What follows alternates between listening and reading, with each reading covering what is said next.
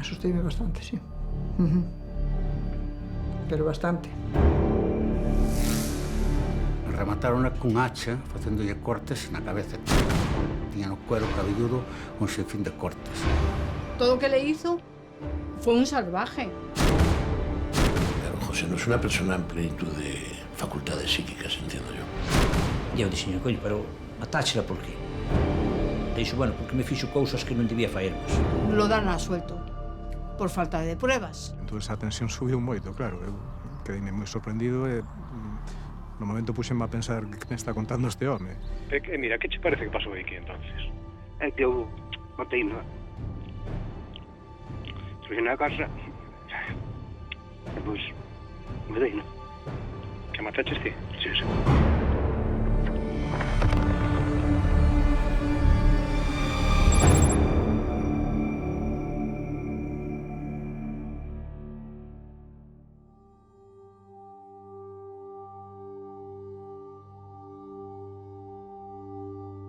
A aldea do Couto na que vivía José Carnero, e da que é originaria a maior parte da súa familia, é unha aldea como outra calquera do municipio de Sober. Está a aproximadamente 3 kilómetros da capitalidade dese municipio e a 10 ou 11 kilómetros de Monforte, que é a cabeceira da comarca. Esta carretera ben vistes. Vides vos chegados cunha furgoneta sospechosa, preguntade ao veciño pero pondo van, ou quen é cá. E sempre hai xente que ve, por moito que te quieras esconder. José Carnero era unha persoa bastante anónima, non excesivamente coñecida. Chamaban os caladiños porque a veces para sacarlle as palabras había que sacarlle con sacabocados. Non quere dicir que dispón non mantuvera unha conversación sana. Entablaba conversación comigo sempre, que con outras persoas ao mellor non tiña moita relación. Pero comigo sí. Éramos veciños, e ele é un ano ou dous máis vello que min.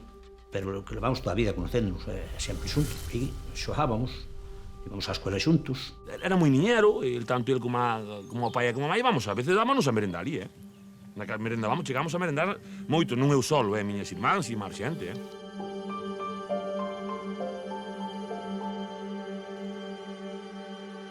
A familia de José Carnero é unha familia humilde. Os pais vivían do campo, a súa casa é unha casa de aldea normal. Tiñan ovellas, tiñan pitas, tiñan os porcos de ceba como normalmente os ten calquera persona dos cotiás. Unha familia que vivía co xusto, el desde logo vivía co xusto. El dedicábase a facer a vida normal, de ir á cantina, tanto nas cercanías do Couto como en Sober e volver á súa casa. Non facía moito máis. Incluso íbamos ás festas e ir cando había algo de follón por culpa das chavalas, sempre trataba de evitarlo. Vámonos que vai haber follón aquí, vámonos de aquí. Todos sabemos que non se metía con nadie. Que un rifirrafi podes telo cun veciño, pois por unha finca, por un marco, pois podelo tero, porque che salten as vacas que che vayan ao horto, che comen as ovellas, ou che vai ao can e che mata as pitas. Pero se son rifirrafis que hai en todos os pueblos. Outra cousa non hai. El non tiña outra cousa máis.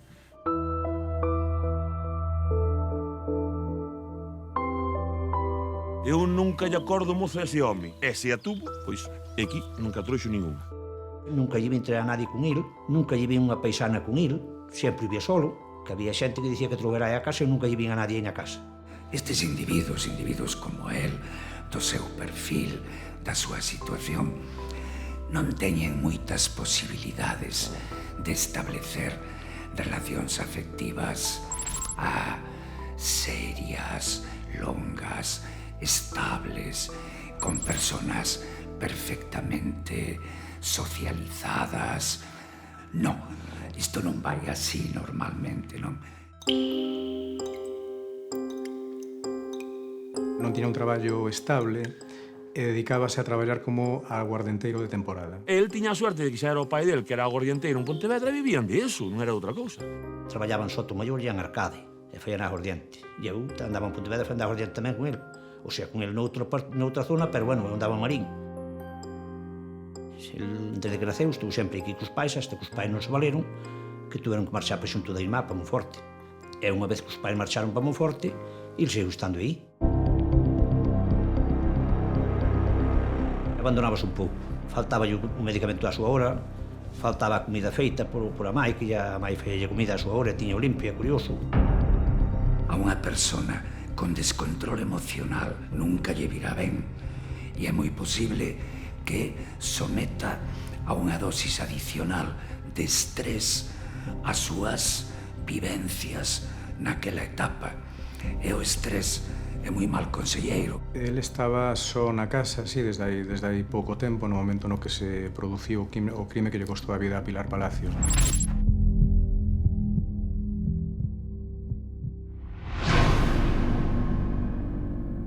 Se casó, tuvo el niño y, bueno, problemas que a veces pasan, que no se entienden, porque, claro, eran muy jóvenes, los dos eran muy jóvenes.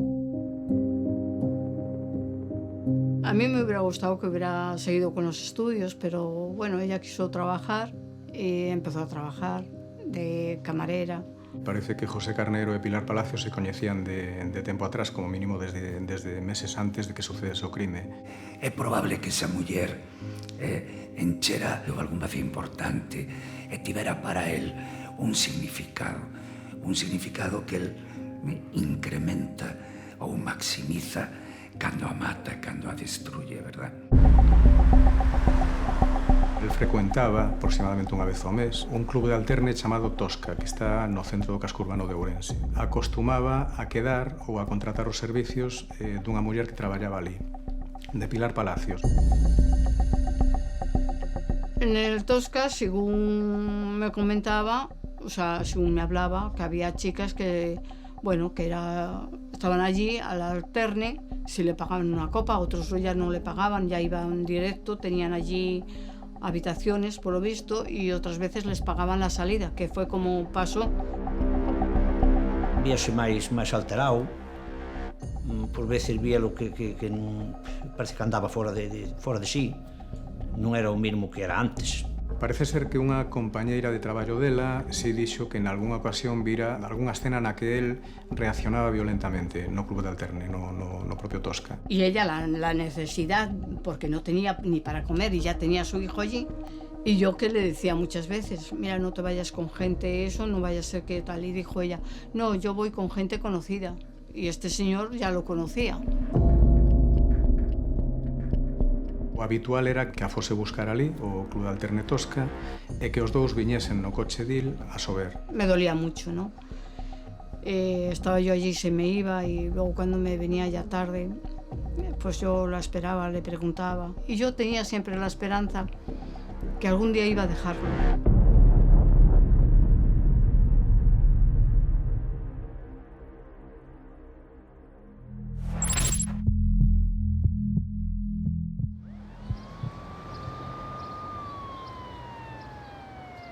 El foi a ver o pai a Monforte, que estaba o pai no hospital, que o día seguinte falleceu pola mañá.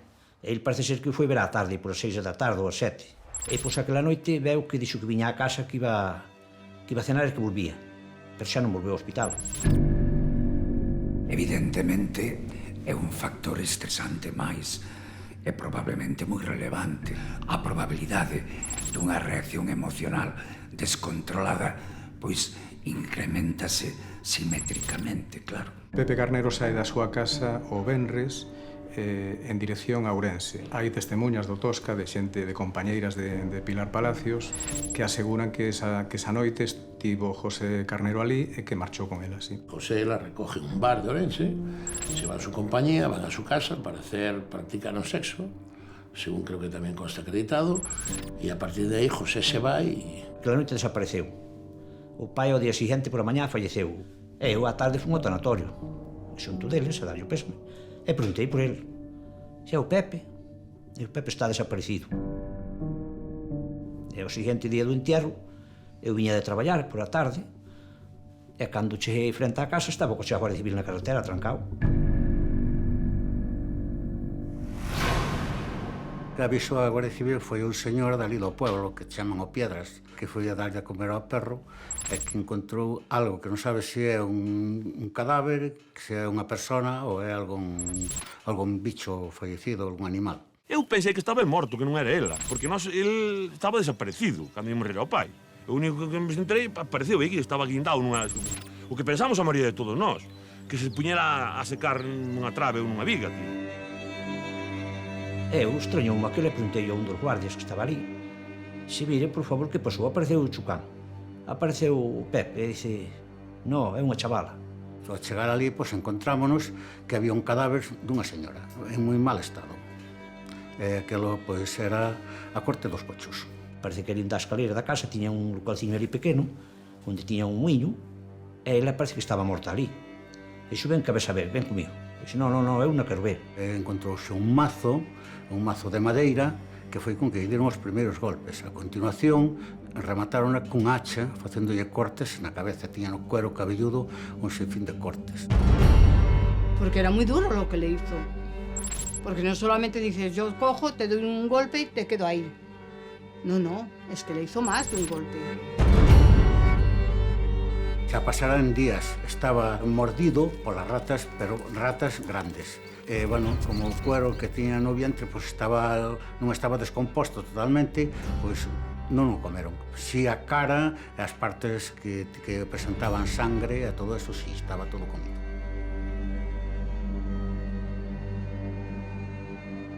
Cando este perfil o transportas a unha escena criminal, os seus crímenes son explosivos. Teñen que ver coa explosión da afectividade, co descontrol da ira, e moitas veces se expresan con escenas de crimen que son absolutamente caóticas. Non limpian probas, non limpian a sangue, non limpian as súas huellas. O día que apareceu aquí, xa deron por desaparecido o día antes en Ourense. E polos datos, ela tiña documentación e tiña os papeles todos en regla con ela, e entonces xa por aí, xa foi a Guardia Civil, xa por onde descubriron que era ela. Me llaman por teléfono y me dicen, ¿es tránsito que...? Le dije yo, sí, mire, hemos encontrado a su hija muerta. A mí me dio un ataque de ansiedad muy fuerte, me puse muy mal. Dicen que nunca sabrás llorar hasta la muerte de un hijo.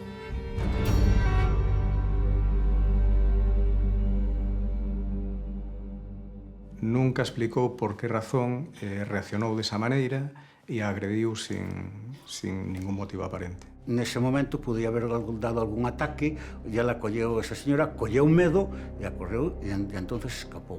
Porque ela notábanselle nas muñecas que tiña libieces de haberla sujetado polas mãos. Este home responde moi ben a un perfil combinado de trastorno límite de personalidade con trastorno histriónico. Unha das características esenciais do trastorno límite de personalidade é a súa impulsividade. Eu quedei pensativo naquele caso, pensei, hombre, se roubou alguna cousa da casa ou alguna cousa, porque outra cousa para matala así non ten moito sentido. Que era muy buena chica, pero que no sabe qué le pasó por la cabeza, que cogió y que le dijo que la iba a matar. Que ella quedó parada, claro, a ver. Pero es que no quedó la cosa ahí, porque él se ensayó con ella. Ela saliu da casa correndo hacia fora, entonces encontrouse con un perro grande que había na porta. E ela intentou refugiarse nunha cuadra dos cerros. Sale el detrás correndo, entra, pégalle con un mazo de madeira, ela posiblemente caiga semi-inconsciente, e despois cun hacha que tiña nese lugar, pois foi con que a rematou.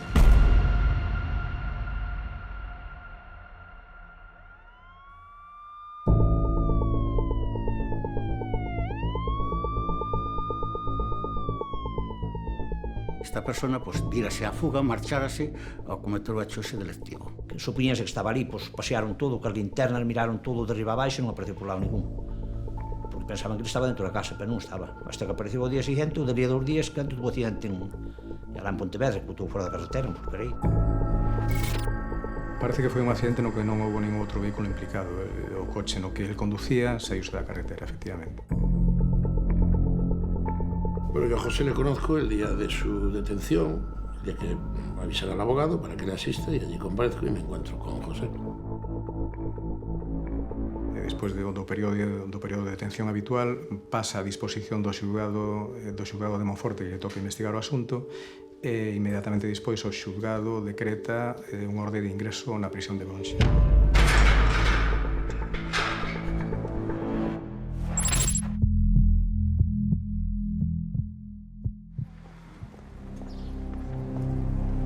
A mí me me designan como abogado de oficio para ejercer la acusación particular en nombre de doña Tránsito Caballero.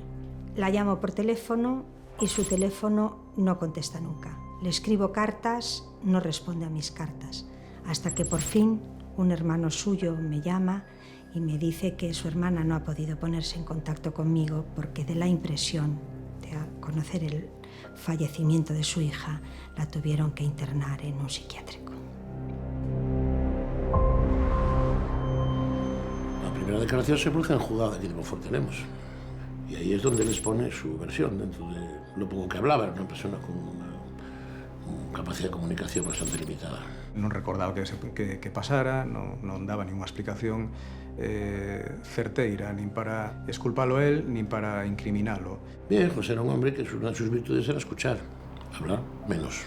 O procedimento judicial era por un homicidio. Os casos de homicidio xulganse habitualmente a través dun xurado popular. Lo primero que hago yo cuando voy a un juicio de ese tipo es acercarme a las personas que han sufrido el drama que nos ha llevado allí y tratar de decirles que yo estoy ahí también, con lo que me toca. Pero que no deja de ser un drama humano, evidentemente.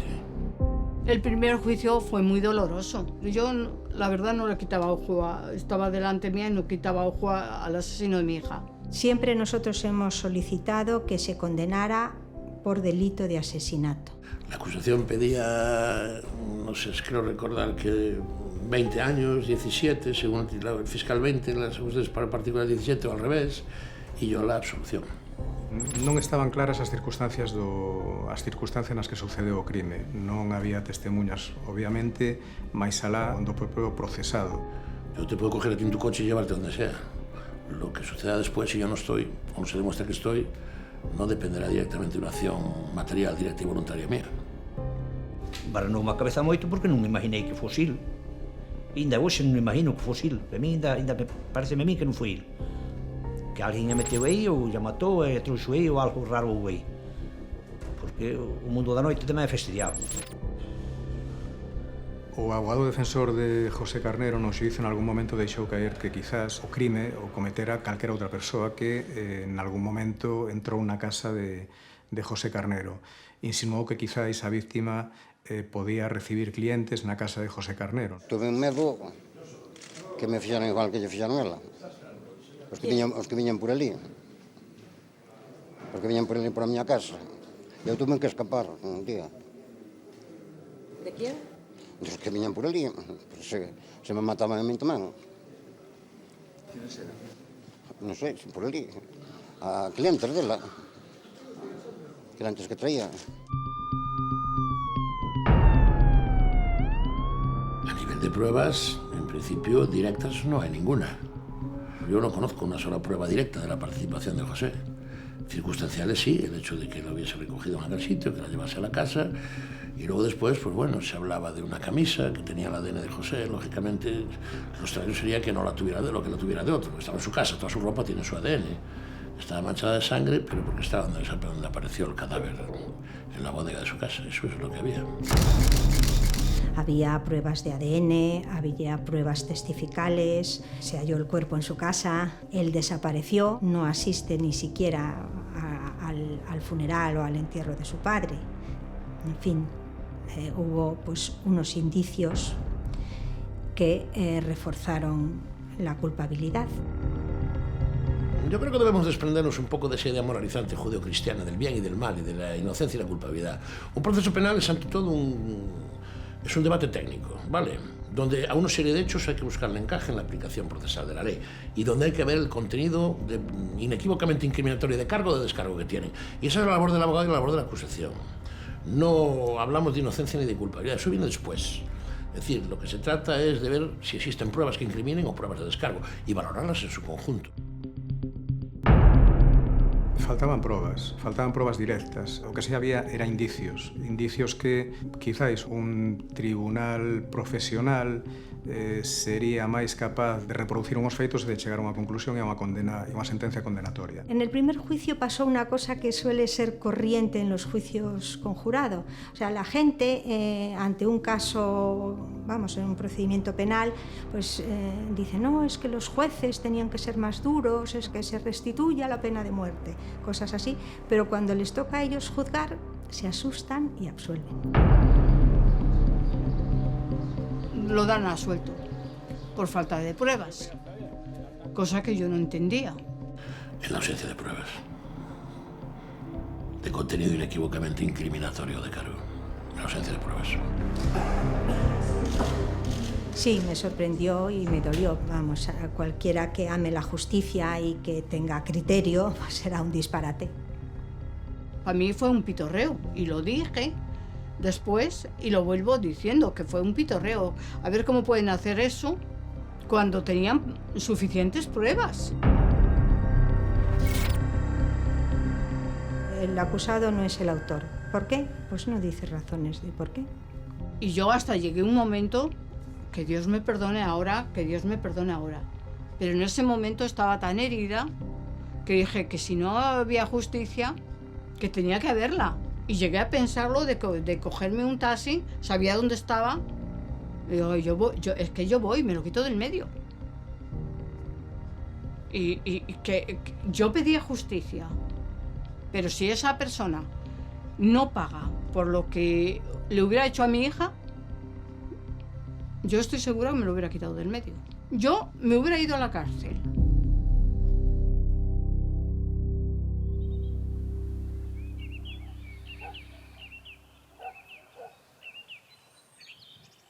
Despois desa sorprendente solución, José Carnero volve á súa aldea, á súa casa familiar na aldea do Couto. Tampouco tiña moitos sitios máis onde ir. Cando chegou, viña cunhas barbas sin arreglar, axudámosla a afeitar, traía unha barba como cañotos, decadente de todo. Pobreza, miseria. Hay que pensar que después de lo que le sucedió, queda una situación una vida bastante desestructurada, ¿no? Es decir, él era una persona que se dedicaba a hacer aguardiente por las casas. Resulta difícil, ¿no?, que pueda continuar trabajando y viviendo de eso. Entonces me entró una situación de precariedad económica y de abandono personal, sí. Me saludei, me abracei ela e viñan lágrimas aos ollos. Que comigo levouse sempre ben. Estivemos aí, dixen, cómese aquí con nós e bueno, deille aprecio como sempre, como eu merecía. Os veciños deste home, de José Carnero, non o rechazaron cando el saiu de prisión, que quizás pudese ser unha reacción comprensible, non? Polo menos vista desde fora.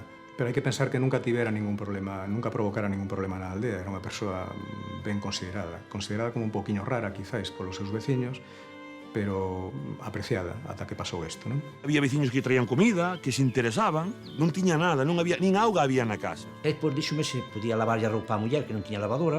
Dixen, sí, traena pa aquí, xa lava. El traía a roupa nunha bolsa, dáballe á muller, ela laváballe, plancháballe, dáballe a planchada nunha bolsa. Se estaba eu, viña a comer aquí con nós. Se non estaba eu, ela tiña un pouco de reparo e parece que leváballe a comida a ela. Personas lle axudaron a que ele pudera cobrar unha paga non contributiva, descontabanlle no Concello unhos cartos e traía a asistente social, era encargada de ir por as pastillas, de que gastara aqueles mínimos para ele poder ter carne.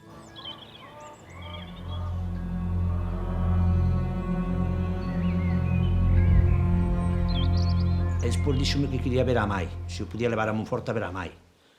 E eu, si, hombre, que te levo, porque non? E levei a Monforte a ver a mai.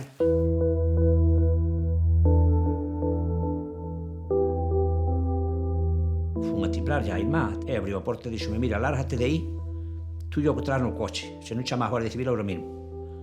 Xe, hombre, eu non che veño a roubar nada, veño se pedir se pode ver o teu irmá ou a mai, que a quere ver. Díxoche que te largues de aquí, que non te quero ver aquí, nin ao que traz no coche tampouco. Se non chamas a Guardia Civil ahora mesmo, cerrou a porta, e, bueno, pois, mira, volvín ao coche, ele quedaba no coche, e dixo, que quería ver a mai, estuve todo o tempo pensando na miña mai, e agora non me deixan ver. Unha desas veces cruzouse con familiares seus, non sei se o seu cuñado e a súa irmá, ou só o cuñado, e encarouse con eles. Teño entendido que lle reprochou que non lle deixasen ver a súa nai houve un incidente, houve ameazas, e a súa familia presentou unha denuncia, sí. E dixemos, mira, a única solución, vas ao cuartel, que veña a presa da Guardia Civil contigo, e que che deixen ver. E así o fixo, foi ao cuartel, foi a Guardia Civil con ela e foi na ver. Pero se non hai mano, e deixaba entrar a ver a mai. Por todo o que pasou, polas circunstancias nas que se producía o crime, polo silencio que el mantivo durante todo o tempo no que estivo detido, o silencio tamén durante os interrogatorios, e non é que non confesase, que non explicaba prácticamente nada, polo visto, non? Pola actitude que tivo no xuicio, que tampouco se explicaba gran cousa, era importante ver cal é o estado psicolóxico desta persona como procesado. Era importante para a súa defensa. O que os peritos din e dixeron durante o xuicio é que se trata dunha persona con inteligencia límite, non moi intelixente. Que era una persona en el límite, sí, eso es cierto, sí. Si yo entendiese que era una persona inimputable o tuviese la más mínima sospecha, lo haría saber y valer, claro. Hubo un momento allí que estaban los psiquiatras hablando de que claro, no tenía el 100% como podemos tener cualquier otra persona más normal, que tenía como un atraso. De hecho, pedí una atenuante por alteración a la percepción que tuvo acogida por el tribunal. Ahora, de ahí una situación de inimputabilidad es un paso muy largo. Hay un abismo entre ambas situaciones. Todos los especialistas, todos psiquiatras, médicos forenses, todos coincidieron al 100% que era una persona que sabía distinguir el bien del mal y por tanto era imputable. Él sabía. Entonces, él estaba juzgando por asesinato, no que fuera una persona que estaba loca. Sufre ataques de epilepsia, pero claro, a epilepsia non é unha enfermidade que domina a ninguén de tal maneira que o poda facer irresponsable dos actos que comete. Cando ele saliu do proceso ese de condena que tuvo, foi cando se sou, porque nós non sabíamos disso, non se sabía nada. Inclusive aquí no pueblo non sabíase porque despois viña a asistente social, se deron a conocer a vida de él, do que padecía él, que antes non se sabía. Chegaba aquí, a muller, Pepe, as pastillas. Tiña que tomar unha pastilla antes da comida e outra despois. Ela daba un vaso de auga e a pastilla, pois a ele, toma o vaso de auga, tomaba a pastilla, e por cenábamos, acababa de cenar e tomaba as outras. Os medicamentos eran medicamentos fuertes, porque víelle que cando tomaba os medicamentos despois de un rato, faíanlle efecto. Pasaba un cuarto de hora e o home notábase cansado, notábase con poucas forzas. Si preguntei un día, Pepe, eu gustaríame saber tamén algo, se queres contarme que teño confianza contigo, e pregúntoxo por confianza, se me queres contar, contarmo, se non, pois é por Mateo. E dixo, bueno, vouxo dicir a ti solo, pero non lle contes a nadie, mateina eu. Deille cun pau na cabeza, un ferro na cabeza, na bodega da casa. E depois escapei, xa non quixen ver máis nada. E eu dixen, coño, pero matáchela por qué? E dixo, bueno, porque me fixo cousas que non debía faerlas. Significa que tiñan unha relación con significado, que non foi unha víctima aleatoria, sino que foi unha víctima que estaba incorporado ao seu espectro identitario. Era algo que lle pertenecía. E, polo tanto, é moi probable que, dentro dese descontrol emocional, calquer cousa de Pilar que a él lle tivera molestado desatara a súa ira, esa ira descontrolada propia dun trastorno impulsivo.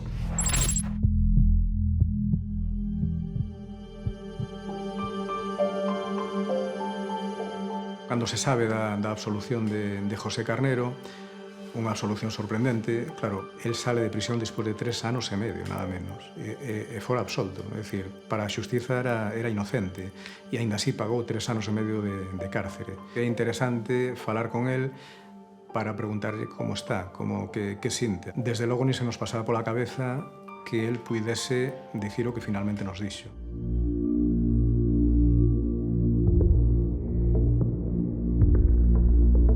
Na aldea do Couto estivera por primeira vez a noite en que foi localizado o corpo de Pilar Palacios. Enterámonos no periódico de que aparecera o cadáver dunha muller nunha aldea de Sober. A persoa que non lo contou preguntamos onde estaba esa aldea e viñemos eu e un compañeiro, un fotógrafo, Roy Fernández. O mesmo compañeiro que anos dispois foi o que me acompañou para tratar de facer a entrevista con José Carnero. Para tratar de entrevistar a José Carnero viñemos, eu non recordo, 3 ou 4 veces.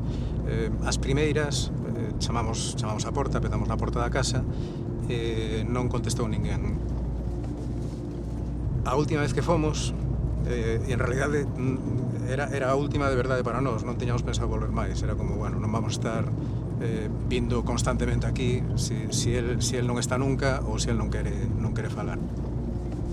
Era a eso das 8 da tarde, estaba anoitecendo, e bueno, en realidade eu xa non confiaba moito en ser capaz de facerlle a entrevista. Parecíame que dábame a sensación de que en realidade el non quería, que probablemente algunha das veces anteriores que fomos e non contestou estaba dentro e que simplemente non quería falar con ninguén. Pero esta vez sí saiu. E esta é a casa na que vivía José Carnero, Chucán, e a casa coñecida no Couto como a casa do Chucán.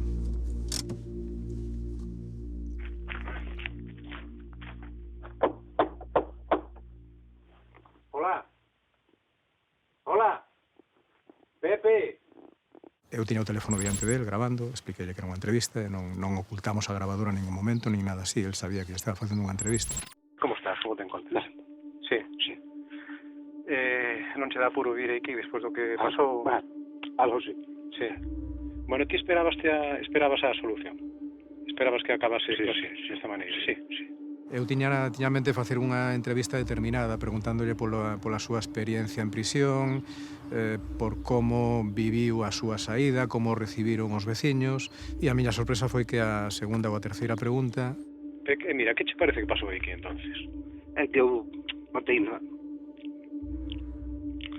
casa e pois matei. Que mataches ti? Sí.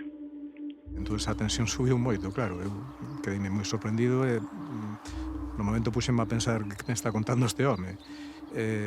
Había dos opcións, ou parar, decir, pero que estás dicindo, ou seguir. Eu estaba facendo unha entrevista, estaba traballando, simplemente. Pero eso non foi o que dixo o xurado, ao final. Como que dixo? Ao final. Tú, ao final, quedaches ao soldo por eso. O xurado dixo que non había probas de que fixeras eso que dices. Non hai probas para facer fixo. Sí. Este señor fora xuzgado e nunca se recoñeceu culpable. Estaban acusando dun crime, da morte dunha persoa. Nese momento estaba me dicindo que sí, que fora el. Bueno, pois tiña que preguntar como o fixo, as preguntas clásicas, tampouco había que inventar gran cousa. Estaba todo por contar neste asunto. E podesme contar como foi? O que podas, vamos, hasta onde podas. Non, te podo contar todo. Pois treu que nada, fixe unha morcuela, e pois, me venei á corte. Dixo que iba a estar a corte, metei. Preguntei por qué. El non me soubo decir por qué. Quedouse simplemente calado cando lle preguntei por qué. Fixo como un xesto así como non sei que decir. E por que o fixeches logo? Que es? Ti conocía la de hai moitos anos? Sí, xa. Non sei, 15 anos. 15 anos? Ah, sí. E que pasou logo? Por que o fixeches? Discutiches con ela che dixo algo? Non discutín con ela. Non? Eu, pasou nunca. El estaba tranquilo. Non me pareceu que estivese inventando unha historia para non sei ben que. Creo que era sincero cando me contou o que me contou. Do momento da morte si o recordas, si sabes como foi, non? Bueno, algo sí. Decías que lle ofreces aguardente, que lle pediches que baixase, e foi na corte. Sí. E dixen que iba a estar aguardente. Pois, a cabeza. Pero xa ibas pensando que a ibas matar ou no. Foi de repente? De repente. E ela enterouse de algo? Non sei. Non che dixo nada? Non. Eu dixenlle vou-te matar. Dixenlle me dá un dios, ahora vou-te matar. Dixeches, que queres? E ela que che dixo? Aló. É por tenho que estar con ferro ou algo. Por diante, así, falando como estamos falando. Sí. E morreu no momento? Non sei. Eu marchei no coche. Non sei que cando morreu. Xa... Cando marcheu xa estaba xa morta, non sei. Fume daqui pensando a ver que facíamos con ese material.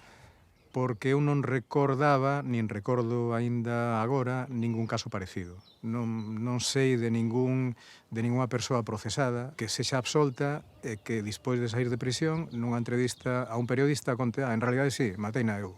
Quero dicir, son culpable. Non recordaba ningún antecedente, así que o que iba pensando é que facemos con isto. Era moi tarde xa para pretender meter a entrevista no periódico do día seguinte. Había que pararse a pensar un pouco que facíamos con eso. E a mañá seguinte foi cando o periódico decidiu publicala.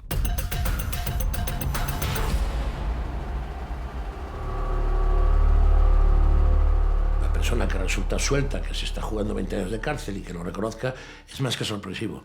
Merecía una indagatoria más en profundidad, quizás por lo inusual que es. Cando tú te ves que non tes nadie, sabes, que te ves nun mundo, que o teu mundo que cando tú marchaches era outra cousa, que tiñes que utilizar algo que estabas acostumbrado a que cho deran seguido, sabes? Como estaba cando estuvo el encarcelado. Dabanlle a súa comida, aunque tuvera que facer algo.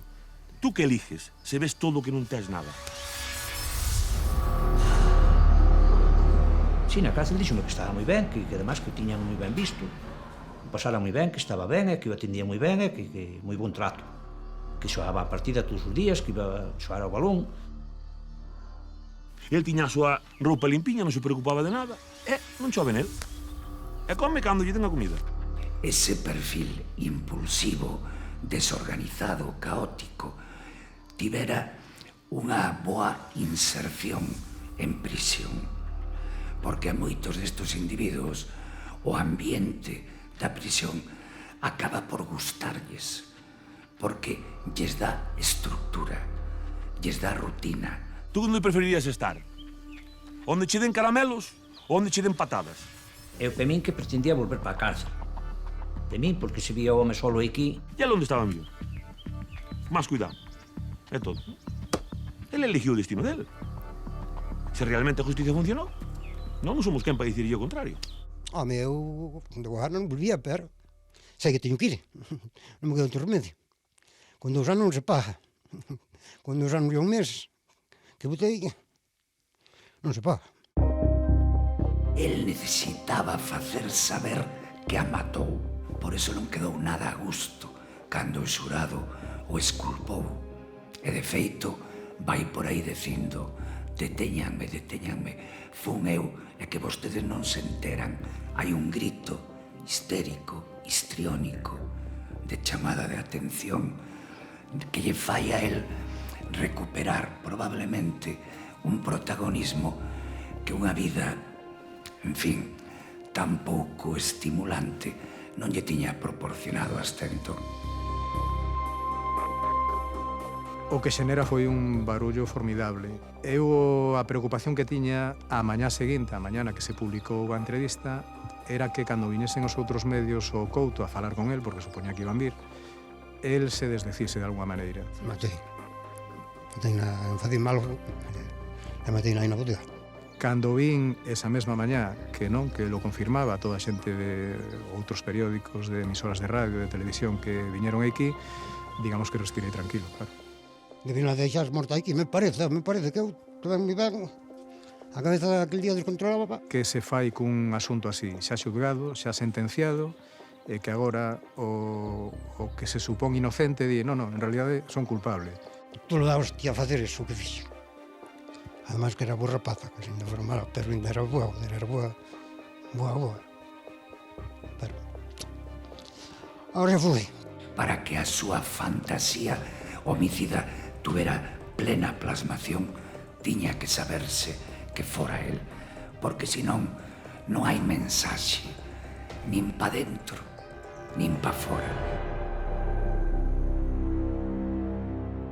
A primeira entrevista que lle fixen foi... A súa actitude foi completamente normal. Unha semana despois tiven que volver para tratar de facer algo con un pouquiño máis de detalle para un suplemento do periódico.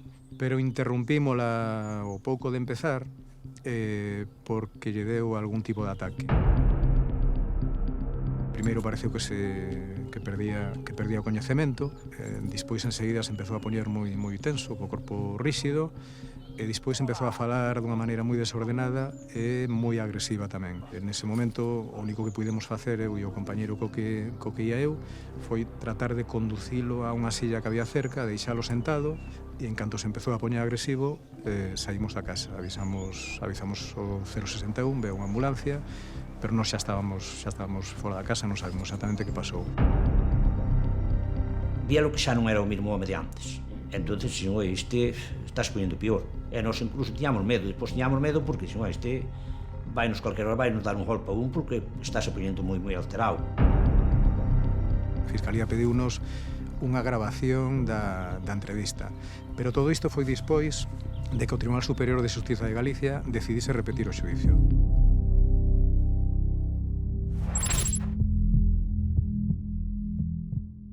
O argumento do recurso da Fiscalía para pedir a anulación da sentencia era que o veredicto do xurado non estaba suficientemente argumentado.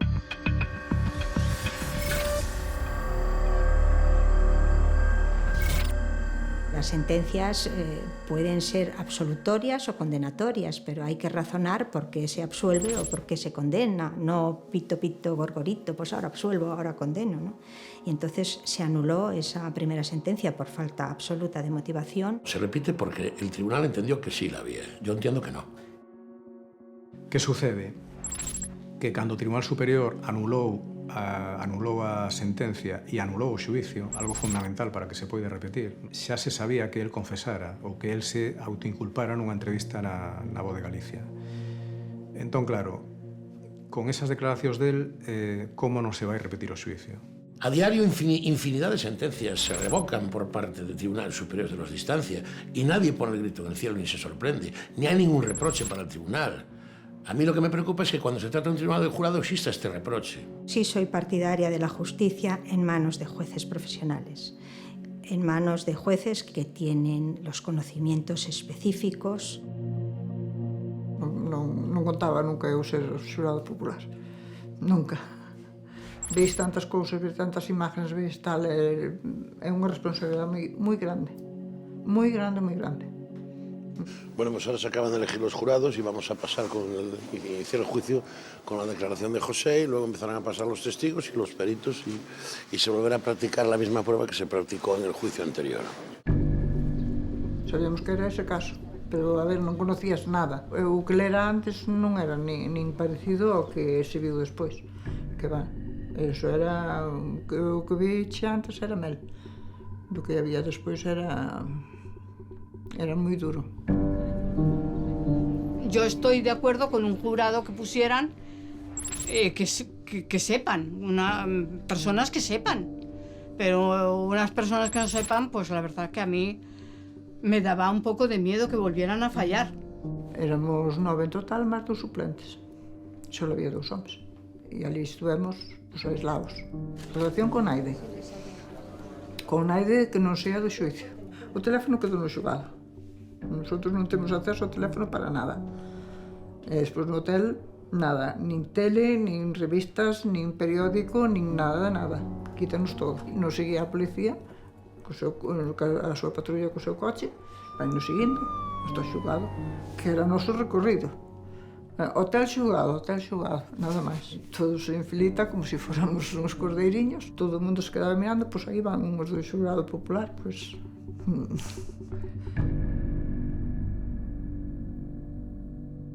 A dúbida dese segundo xuizo era saber que versión ia manter na propia vista oral. ¿Cambia usted algo de lo que dijo ante los medios de comunicación hace aproximadamente un año? ¿Cómo? Esto ya no lo... Formule la pregunta más claro, porque si no, no levanta. Pues, ¿Usted mantiene su inocencia o...? Sí. ¿Cómo? ¿Sabe qué pasó aquel día? ¿Cómo? ¿Recuerda qué pasó? Recuerdo que yo me tuve que marchar de casa. ¿Usted recuerda haberle contado a un periodista que fue el autor del crimen? ¿O no recuerda? No me recuerdo ni un periodista ningún ali na miña casa. Nunca lo reconoció en el juzgado. Lo reconoció siempre fuera, pero en el juicio no lo reconoció. Eu non me acordo de nada de ningún periodista. Na miña vida vi ningún periodista ali, que eu me acordo, ¿Habló usted al menos con 4 o 5 periodistas? Idea. Non estou dicindo por dicir, que non me acordo nada deso. Pero estes estiveron na miña casa. Non creo, Yo subo las escaleras y me lo veo allí sentado. Yo iba con esa intención que me dijera a los ojos que era él el asesino, que mató él a mi hija y que era él. Que dijera que él es culpable, que me lo dijera a mí. Claro, no me dejaron, me retuvieron. Debió de pensar que lo iba a pegar. Y él llegó un momento que se puso con las manos, se asustó y marchó. Y a mí, que no me dejaron, a mí allí me dio un ataque de ansiedad también muy fuerte. Pensas na víctima, pensas que lle quedou que estaba a súa mãe no xuízo, que lle quedou que se tuvo que fazer cargo dun neno que tiña 18 anos, pensas en moitas cousas. Pensas que che pode pasar a ti. E a mí o que máis me impresionou ver a chica morta na bodega.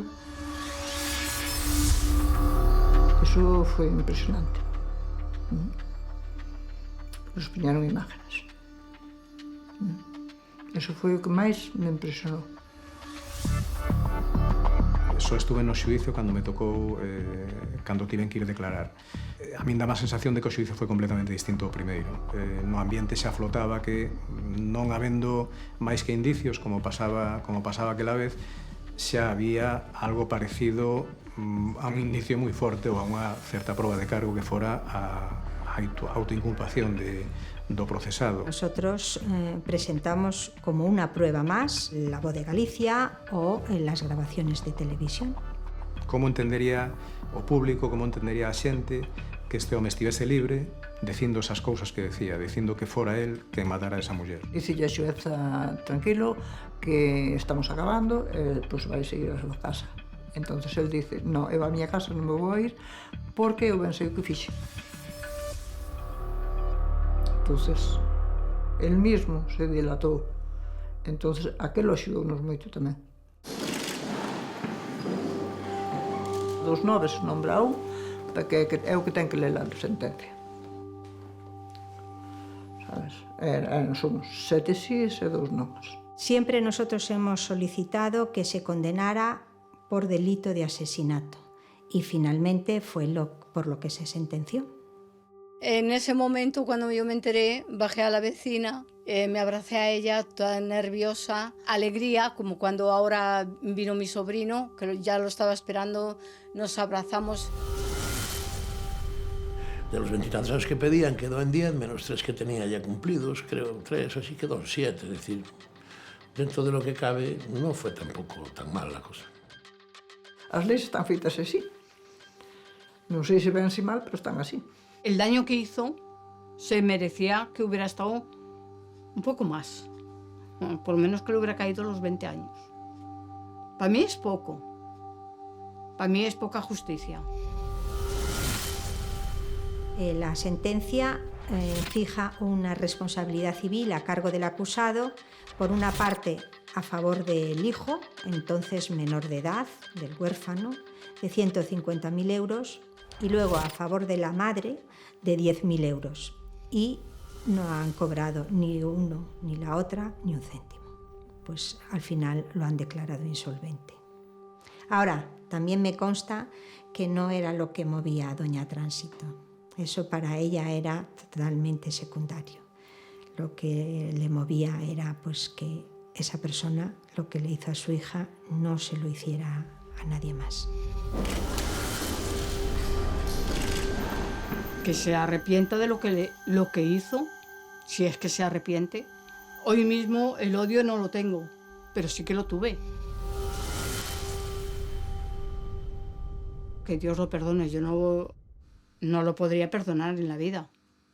José Carnero está en liberdade desde o verán do ano 2019, despois de cumprir 10 anos de condena.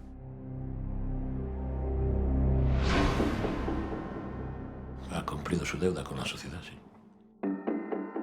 Ahora es un hombre libre. Alivio no diría yo la palabra, porque el fondo de tristeza permanece.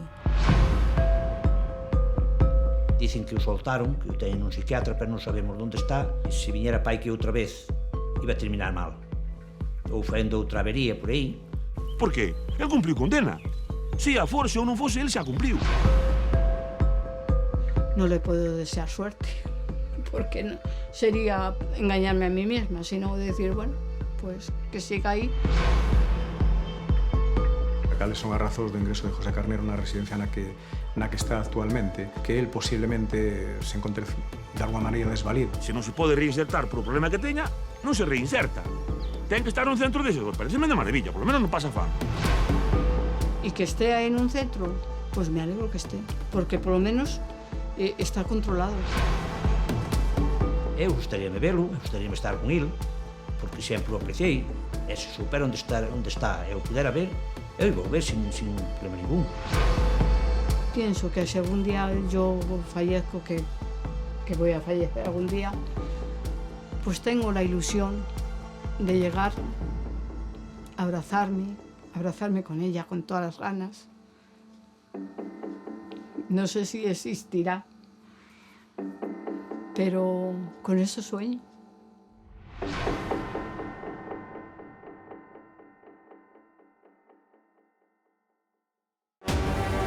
A xuíza decretou prisión para a nai da moza morta. É que eu botei no. Eu loca, totalmente loca. Non foi accidental, foi premeditado, estuvo planificado. A ciencia é a chave para entrar na mente do asasino.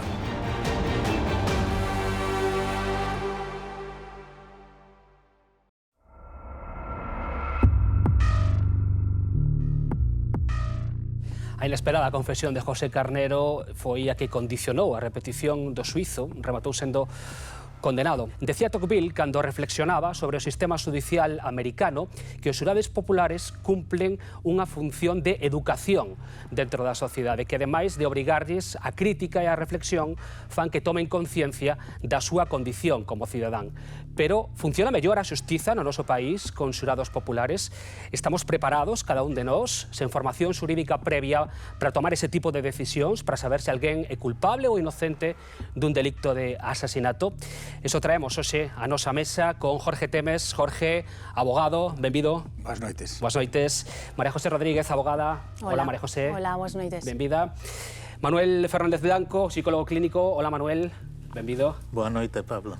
E Antonio Roma Valdés. Hola, Antonio, que é fiscal. Benvido tamén. Hola, encantado de estar aquí. Por certo, que na composición dese xurado inicial que absolveu o Chucán había 7 homes e 2 mulleres. No segundo xurado invertiuse esa proporción de xénero. Foron 7 mulleres e 2 homes os que acadaron ese veredicto de culpabilidade. Claro, tamén cunha confesión, que non é unha cuestión menor, por medio. Pero, por empezar por algún sitio, non sei se ese condicionante de xénero puido, Antonio, de algún xeito, influir no que acabou sendo o resultado dese xuízo. Bueno, hoxe en día temos un novo paradigma, non en tanto un novo paradigma como unha nova cultura que é o xuízo con unha perspectiva de xénero. É verdade que a xustiza non ten a idea de xénero perfectamente asumida e todos temos na memoria o que sucedeu ca manada, discutiuse moito en relación con este extremo.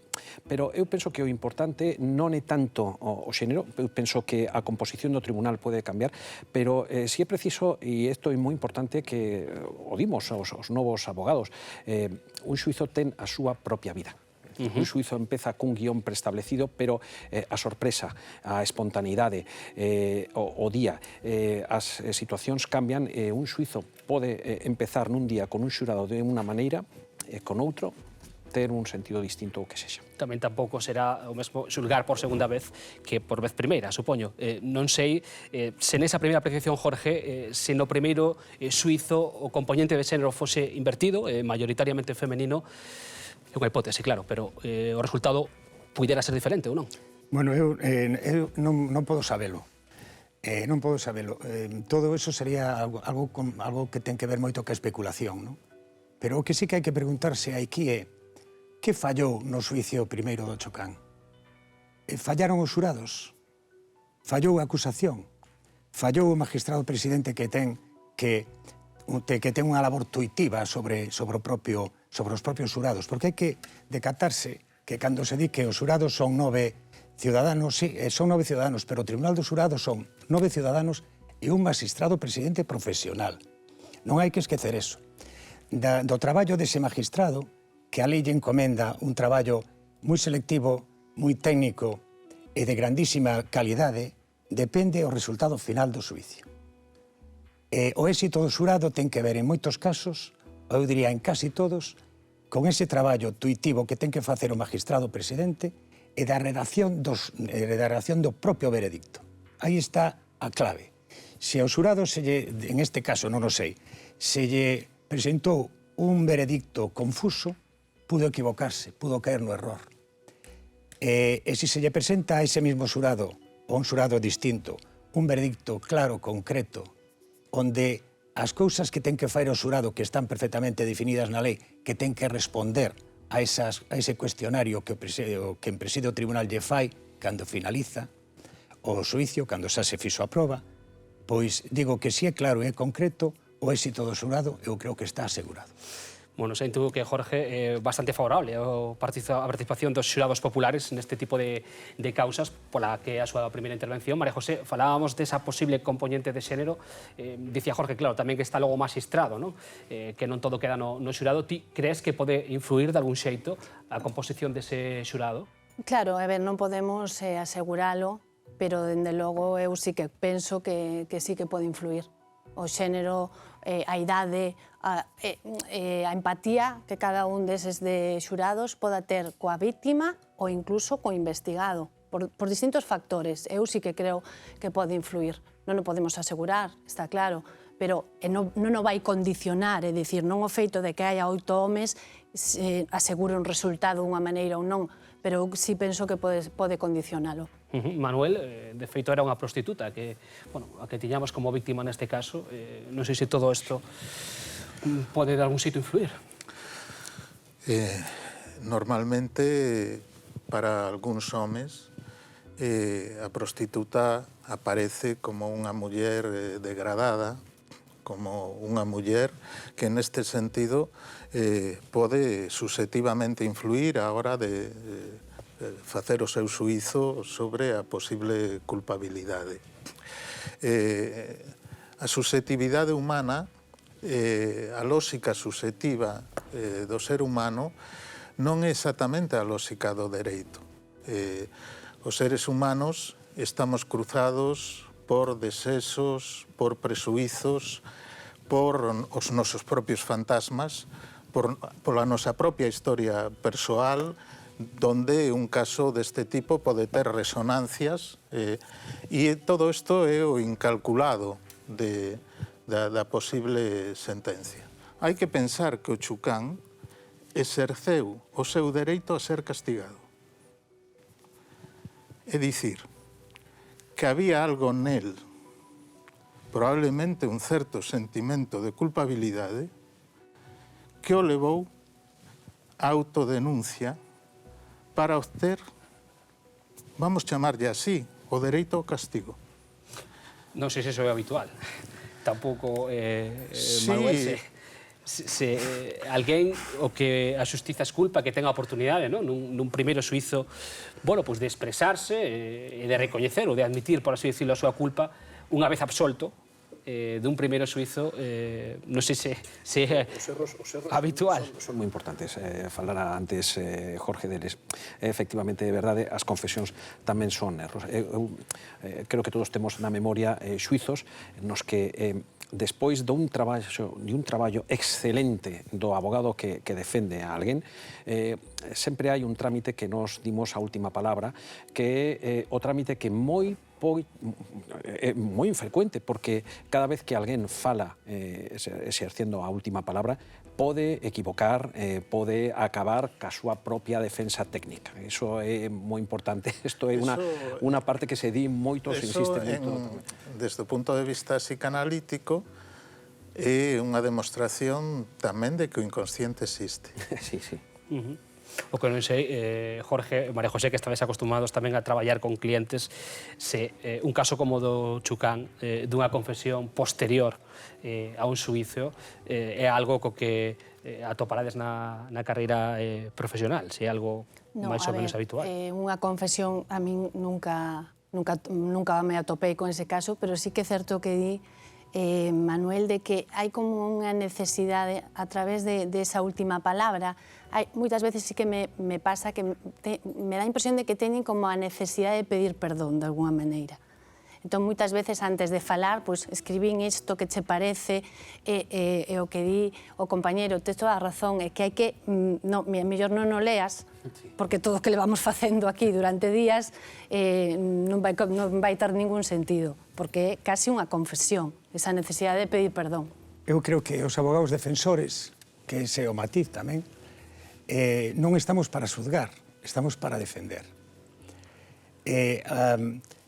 O noso horizonte ten que ser, o mellor, non quero facer un exercicio de cinismo, pero non é a xusticia, é a eficacia. Eu, por experiencia personal que teño, a xente que estando en prisión foi defendida por min, a de fora tamén, pero estando en prisión, quero me referir a eso. Solamente podes ganar a confianza e ter unha defensa eficaz, que esa conexión entre o abogado e a quen defendes, porque iso é o esencial, precisamente si lle prestas dedicación, si estás disposto a falar con él, si estás disposto a que él poda contarche a versión, e despois deso ti tes que ter un plan que non significa en absoluto negar o feito evidente, sino justamente calificar eses feitos en aquela situación penalmente máis benévola. O empeñarse no imposible é un suicidio procesal. Para iso non necesita ninguén abogado. E por outra parte, decir que nós, cando defendemos, somos un pouco os ventrílocos do defendido. Nós non podemos ir por diante do seu interés. Podemos rechazar o caso, pero unha vez admitido, unha vez que ti estás disposto a exercer esa defensa, ten que ser con todas as consecuencias. Quero decir que pode chamar a atención que se un abogado, atopando que un punto e coma está mal, pode liberar aquel que é un asesino, é a súa obligación, e senón que non se encargue. Non sei se se me entende. Me parece moi interesante esta apreciación, ¿no? Porque, de algún modo, é como dicir, o discurso do dereito non é o discurso da xustiza. É dicir, non se busca a xustiza, senón exercer o beneficio maior posible en dereito. Aí está a Constitución, verdad? Sí, sí. Eu introducía o tema do xurado, por certo que imos ver os abogados que representaron as dúas partes, no caso do Chucán, que exerceu a acusación e que exerceu a defensa, teñen perspectivas diferentes sobre a participación dos xurados populares. Deixáballe caer tamén a Jorge o que é a súa formación, agora trasladamos tamén á mesa, pero Iván Torres e María Jesús Tapia, que foron os abogados, no caso do Chucán, falaban deste xeito, da figura do xurado popular no que foi os dous suizos do Chucán, de José Carnero. Bueno, en el primer juicio pasó una cosa que suele ser corriente en los juicios con jurado. O sea, la gente, ante un caso, vamos, en un procedimiento penal, pues dice, no, es que los jueces tenían que ser más duros, se restituya la pena de muerte, cosas así, pero cuando les toca a ellos juzgar, se asustan y absuelven. Usted tenía que ver la profunda esencia democrática que tiene la ley del jurado y lo bien que suelen resolver los ciudadanos sobre algo en lo que, como es la valoración del derecho penal, no juega más que el sentido común, es decir, determinar si un hecho está aprobado en base a los datos que te facilitan. Es algo que a diario hacemos todos en nuestra vida privada. La parte técnica la lleva un magistrado, que es el que individualiza la pena, determina la aplicación. Los jurados solo tienen que pronunciarse sobre la veracidad e inveracidad de unos hechos. No es una labor muy compleja. Hay que razonar por qué se absuelve o por qué se condena, no pito, pito, gorgorito, pues ahora absuelvo, ahora condeno, ¿no? A diario infinidad de sentencias se revocan por parte de tribunales superiores de los de instancia y nadie pone el grito en el cielo ni se sorprende, ni hay ningún reproche para el tribunal.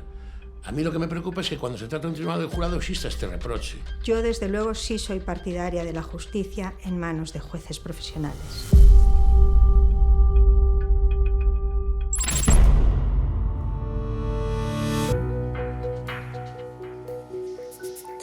con esa cuestión un pouco de fondo, se estamos preparados, cada un de nós, para formar parte dun tribunal de xurado. Sí, sí, estamos preparados no mismo xeito que estamos preparados para votar. Todos temos o dereito de sufraxio, por lo tanto podemos votar, pero todos tenemos determinados deberes que son cívicos. Uno deles formar parte de un xurado, lo mismo que sucede para ir a unha mesa electoral. Eu penso que todos estamos preparados, que a independencia da nosa idade, da nosa formación académica, de si somos ou non licenciados. É certo que os técnicos tamén temos, son un franco defensor do dereito a equivocarme tamén. O sea que todos podemos equivocarnos. Eu non penso que se poda ser tan prexuicioso con ningún de aqueles que están no seu deber de participar, en este caso, da xustiza. Hai que entender que, bueno, formar parte dunha mesa electoral a xulgar un asesinato hai, bueno, polo menos algún matiz. Igual que calquera non estaría capacitado, eu que sei, para meterse nunha mesa de quirófano. Pero hai unhas condicións mínimas para formar parte dunha mesa electoral, non? Sí, ser realizado, maior de edade. Agora vemos as que fan falta para ser xurado. Pero creo que son maiores que para ser xurado. Son moi mínimas. Son mínimas, sí, pero eu creo que a pregunta exactamente non é se os ciudadanos están preparados para xulgar como xurados, non? Senón, están preparados os intervintes no proceso, o magistrado presidente, o fiscal e os abogados. Están preparados eles para levar adiante, calquera deles, para levar adiante un xuicio de xurado. Entón, claro, se o que pasa é que estás dando a volta a sardiña, Claro, non é se o cidadán ten capacidade, senón se os abogados, o fiscal... Sí, pero que os ciudadanos teñen capacidade sempre que se lle explique concreta e claramente cal é o cometido que teñen que desenrolar. E aí entra o traballo profesional dos que aproban as oposicións. Pero de todas as maneiras, quero decir que, claro, aí vese claro no que acabamos de ver, que estes compañeros abogados están discurseando sobre o xurado por unha posición ben de parella, ben diferente de un e de outro, por un resultado que a un lle favoreceu e que a outro o perxudicou gravemente. Entón non é raro que as opinións sean en este sentido. Ahora, que é unha institución que solamente un momento, que tratou xa en aquel momento, no 95, de desencorsetar o proceso penal español, decimonónico, así hai que decilo, onde a presunción de inocencia non aflora, onde o propio acusado está en unha situación no xuicio oral, unha escena, unha escenografía onde está claro que é culpable de antemao, está ali sentado en un banquillo que non ten ni siquiera onde apoyarse, ao mellor días, 3-4 días, está, menos no tribunal do xurado, alonsado do seu abogado defensor. Todo iso é o que trata de modificar a lei do xurado. E quere equiparar o fiscal cos abogados defensores en igualdade de armas e en contradición e en principio acusatorio. Paréceme ben que a esa xente que non quera participar en un xurado. Ahora, que eu non atopo ningún razonamiento válido para que os abogados defensores non nos gusta a institución. Eu sempre lle digo aos alumnos da Escola de Práctica Xurídica antes e hora do máster de Abogacía en Ourense. Se non vos gusta o xurado, ao xurado tampouco lle gustaredes vos. É que hai unha cuestión no que dixo Jorge, é certo. A lei é complexa. Ademais, hoxe estamos no tempo da especialización. Non se pode facer todo de todo, e ben, eso é imposible en calquera profesión. É verdade que a lei é complexa, cambia por completo, non é unha cuestión, estou de acordo tamén con el, sin que sirva de precedente, pero vamos estando de acordo en moitas cousas. É que é verdade que a lei é complexa para o abogado, para o fiscal, para o xuiz. É moi complicado facer obxecto de veredicto, é moi complicado e moitas veces no fallo. Jorge, aquí teño unha pequena diferencia. É problema de que o fiscal non o fixo ben, o abogado non o fixo ben, as preguntas, aos escritos que se fan, que todo o que va o xurado non se fixo ben. É un problema que todos nos podemos equivocar.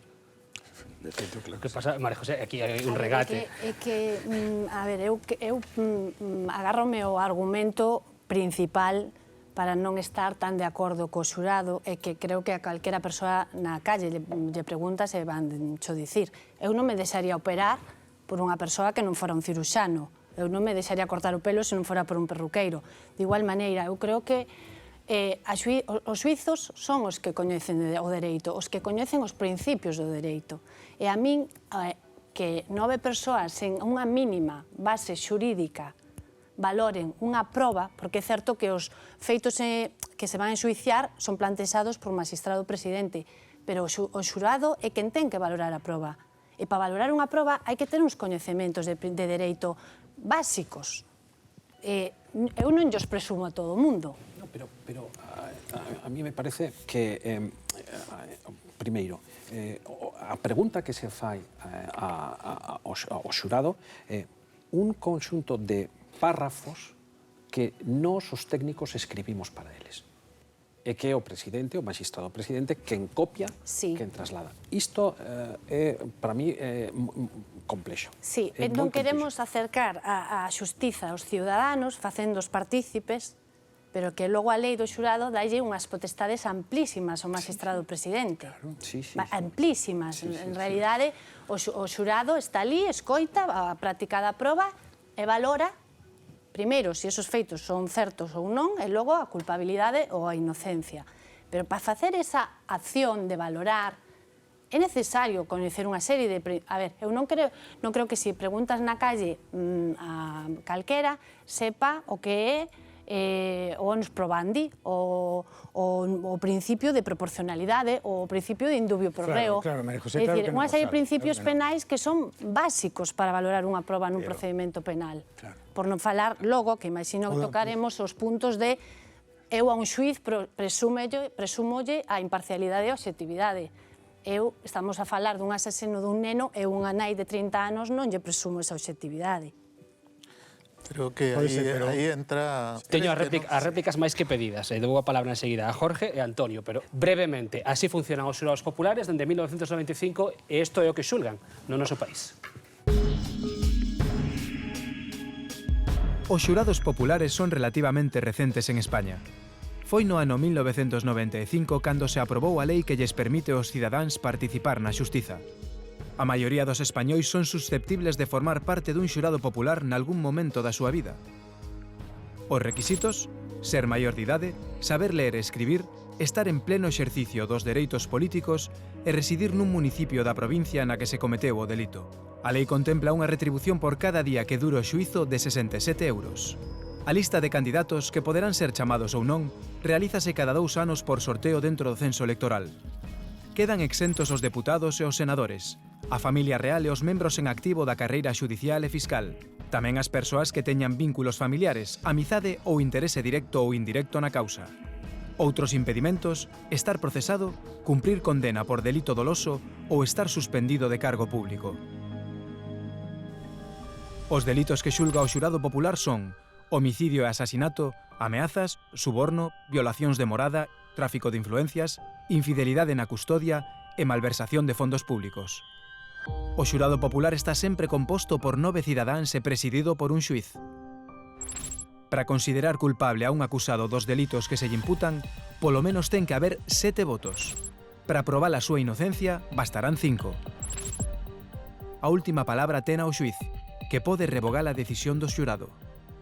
Dende que existen os xurados populares, hai xa case 25 anos, os tribunais galegos celebraron uns 500 xuizos coa súa presenza, é dicir, aproximadamente unha vintena ao ano.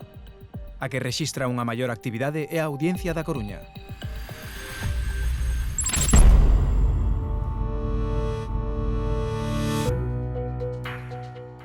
Bueno, que ademais é a máis numerosa da provincia da Coruña, evidentemente.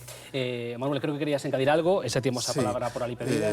Se non entendo mal, a deliberación do xurado non inclúe ao magistrado presidente. É dicir, é un grupo de cidadáns. En todo grupo, o efecto líderes suele presentarse. O efecto de liderazgo.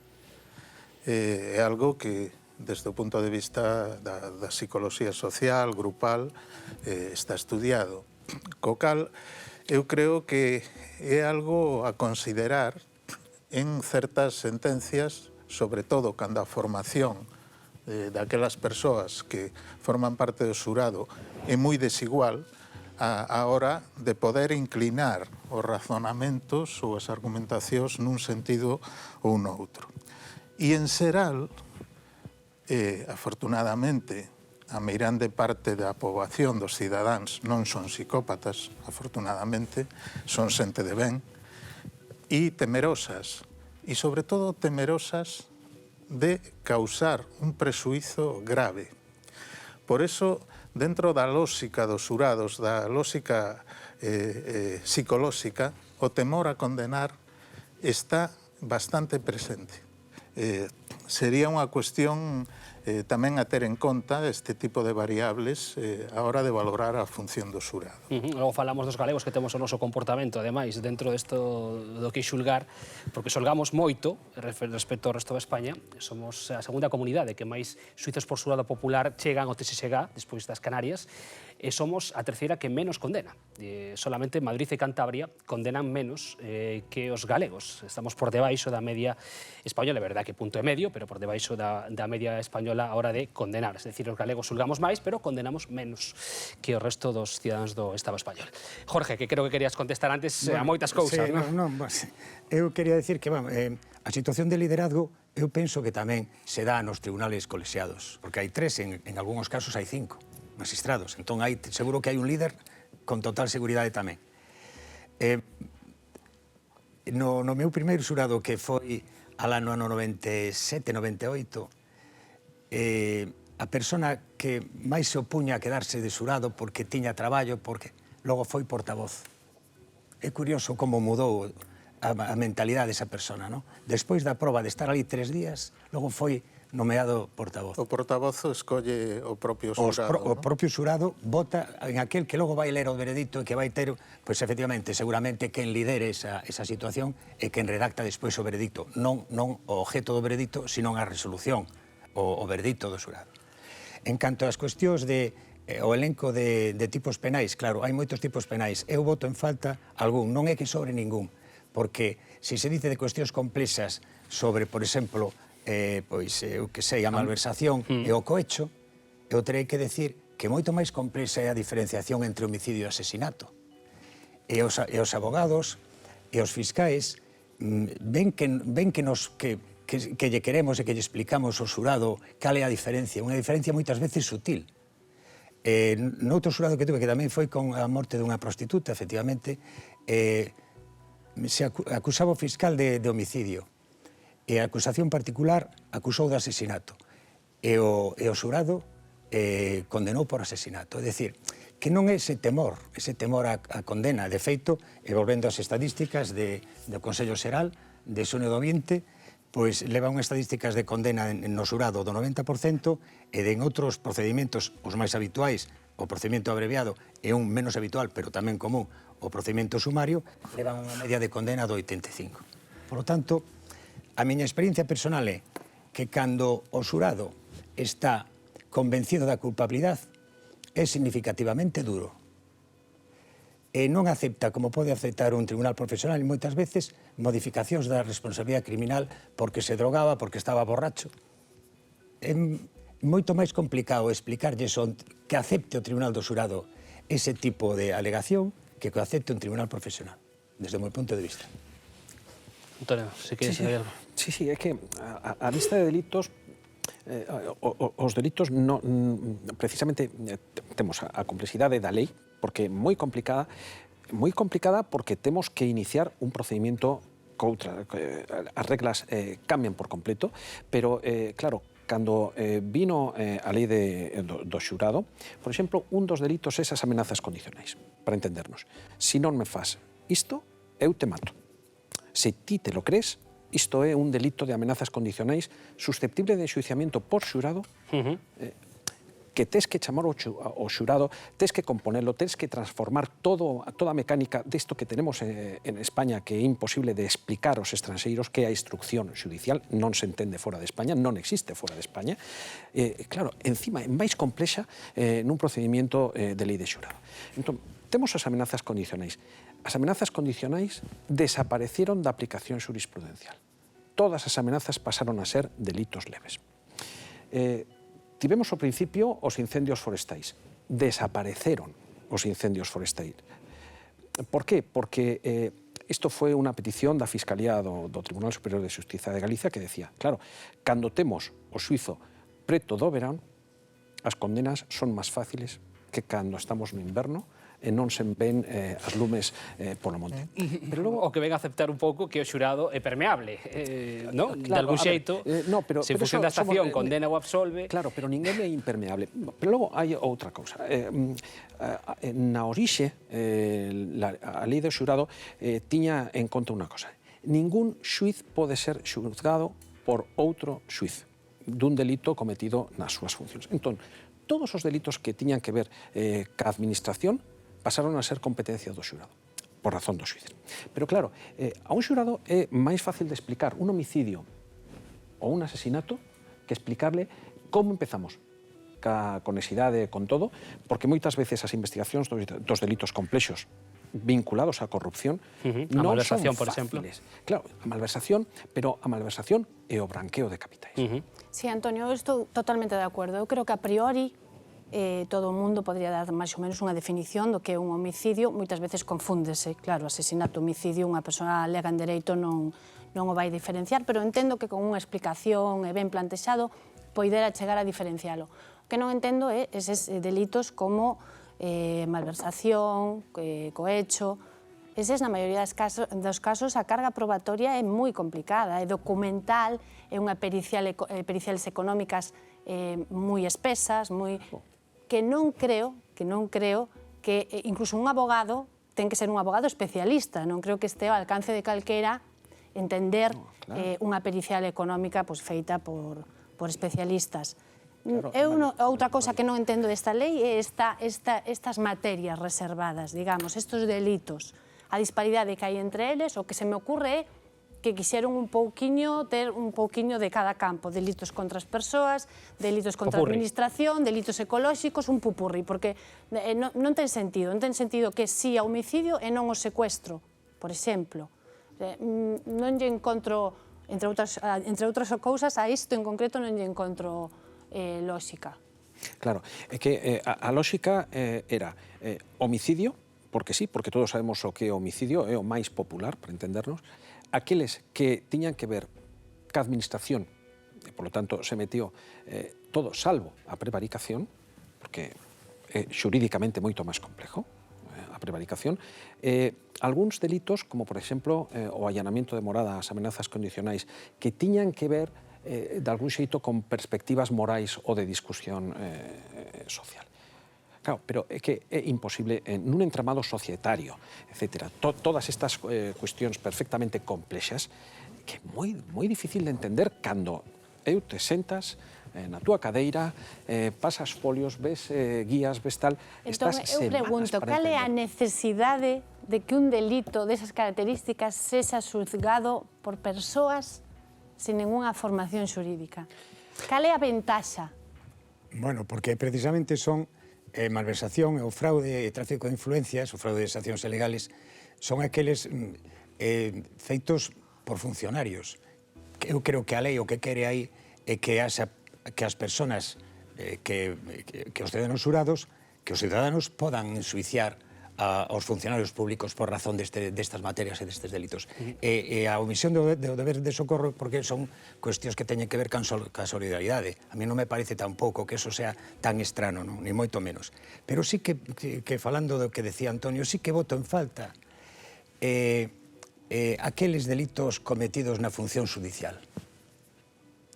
A prevaricación, xa sei que está excluída expresamente, pero a prevaricación dolosa, non a imprudente, sino a dolosa, a que está prevista para os xuíces, ademais de...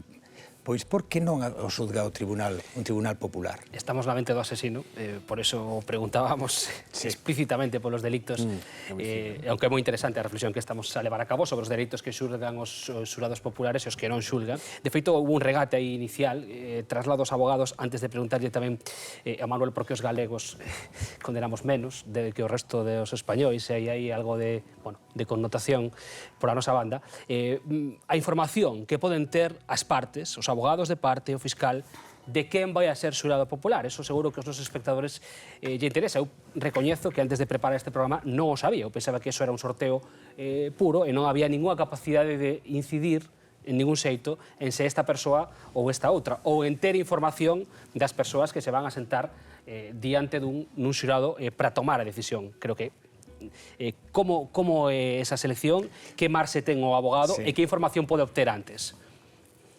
Bueno, vamos a ver. Dunha lista que sale bianualmente, se elixen para cada xurado 36 candidatos posibles. Deses 36, 20 teñen que estar no momento que se inician as sesións de xuízo. E desos 20 salen os 9 e os 2 suplentes. Claro, o abogado e o fiscal, claro, se enteran da personalidade dos xurados dos 36 como un par de meses antes porque rechean uns cuestionarios e os cuestionarios tamén nos chegan a nós, porque temos que saber se hai incompatibilidade, se hai alguna prohibición, se hai alguna excusa, entón chéganos. Entón se sabe quenes son. A capacidade que teñen o 90% dos abogados de investigar eso dos xurados normales é nula. Collerán o Facebook, ou collerán o que sea e miraremos ali o que se poda. Pero mirades ou non mirades? Pois miramos, como é natural. É que a nos obriga. Pero se hai alguén que ten unha capacidade institucional e especial para saber quenes son, é o fiscal e non nós. Porque a selección do xurado en España é singularmente rápida. En Estados Unidos se pasan días seleccionando o xurado, e aquí non. Aquí unha mañán e as preguntas son, hai aquí un psicólogo que nos podrá ilustrar, son de perogrullo. Mira, a usted lle gusta, non sei nada, nimiedades. Non sabemos, non estamos entrenados para iso, para saber da personalidade e para sacar da personalidade e daqueles datos que nos dan aquilo que poda beneficiarnos ou non. Porque, e remato, os abogados non nos interesa o mellor xurado, nos interesa o xurado máis proclive a nosas teses. Pero que iso é así, non pode ser de outra maneira. E que falábamos antes de se o xurado está equilibrado. Non vai a estar equilibrado. Eu vou a recusar os que non me interesan. E a mellor non me interesa que haya homes, a mellor non me interesa que haya persoas dese municipio. Entón, nunca o xurado non vai a estar equilibrado. Ou polo menos non o vamos a equilibrar. Pero se poden recusar a 4. A 4. Sí. Poden recusarse a 4. Sí, sin motivo. En bloque. Sin motivo aparente a 4... Motivo hai. Estas 4 persoas... Motivo hai de parte. Sí, sobre o que dicía Jorge das preguntas que lles podemos facer, é que moitas veces, depende do tipo de delito, igual as preguntas traspasan a intimidade do propio xurado. Explícome, se estou xulgando ou se vamos a xulgar un delito de malversación, ao mellor interésame saber a que partido político vota esa persoa. Bueno, non sempre o magistrado, o presidente, deixanos preguntar cando entramos en certas intimidades. E a mellor interésame saber cantas parellas tuvo, se está... Non sempre... Pero quero facer un inciso. O que pasa é que a lei aí sí que se vota de menos, non establece a necesidade, a obrigatoriedade de que o magistrado presidente, cando se está recusando e facendo esas preguntas, lle tome declaración baixo xuramento ou promesa. Entón, ese xurado pode decir o que lle pete. Parece interesante tamén esta parte. Deixo seguida a Manuel e Antonio. Preguntas por as parellas que tú pudo ter, pero, claro, que mellor que escoitar a alguén que participou como xurado. De feito, no caso do Chucán, no segundo dos suizos do Chucán, tivemos a oportunidade, vímoslo durante o documental, de falar cunha das mulleres que formaron parte dese tribunal. Chámase Jovita Chantres, e así reflexionaba sobre o que foi a súa experiencia. Asustei-me bastante, sí. Pero bastante. Porque había imágenes moi duras. Pero moi duras. Veis tantas cousas, veis tantas imágenes, veis tal... É unha responsabilidade moi grande. Moi grande, moi grande. Ele estaba enfrente nosa. Sí, ele viu-nos en todo momento. Podía, si queda libre, te podía conocer pola calle. Sí que me daba respeto. A mí e a todos nós. E ali estuvemos aislados. Relación con Naide. Con Naide que non sea do xuicio. O teléfono quedou no xogado. Nosotros non temos acceso ao teléfono para nada. E despois no hotel, nada. Nin tele, nin revistas, nin periódico, nin nada, nada. Nos seguía a policía hasta o xogado, que era o noso recorrido. Hotel xogado, nada máis. Todos en filita, como se fóramos uns cordeiriños. Todo o mundo se quedaba mirando, pois aí van uns do xogado popular, pois...